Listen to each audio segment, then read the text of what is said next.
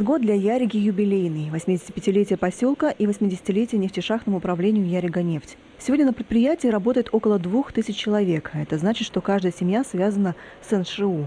От имени руководителя администрации Ухты жителей поселка поздравила Елена Ермолина, заместитель градоначальника. Как отметил начальник НШУ Сергей Акуляшин, «Ярига-нефть» сегодня динамично развивающееся предприятие с огромными перспективами.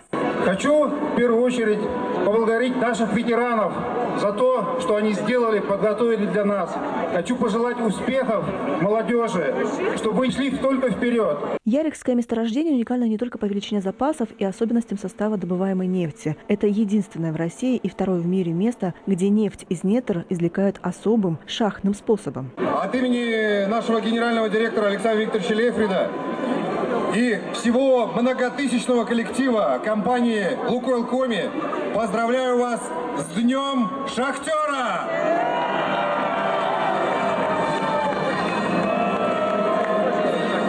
Вся компания «Лукойл» гордится тем, что у нас в составе есть предприятие, которое добывает нефть нефтешахтным способом.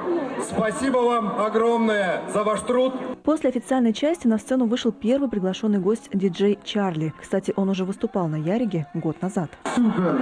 Значит, вы готовы? Alright. Ярига, как дела?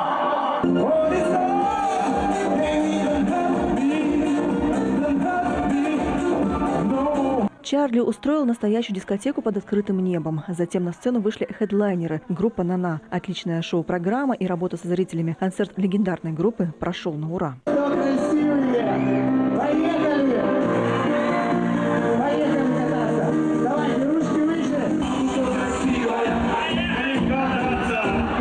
В 9 вечера жителей Яриги ждал салют, а празднование Дня Шахтера продолжилось и на следующий день. Очень понравились салюты. Праздник был интересный. Я поднимался, даже на сцене был.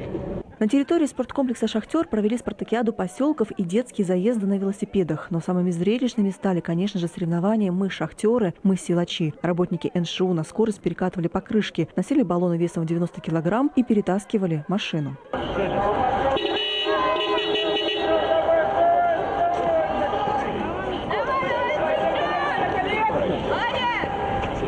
Победителей соревнований наградили кубками и грамотами. Но торжества на этом не закончились. Впереди еще один праздник – День нефтяной и газовой промышленности, который мы будем отмечать 3 сентября. Любовь Лапина, Алексей Корчма, Александр Миронов, Александр Табунков. Телеканал Юрган, Ярига.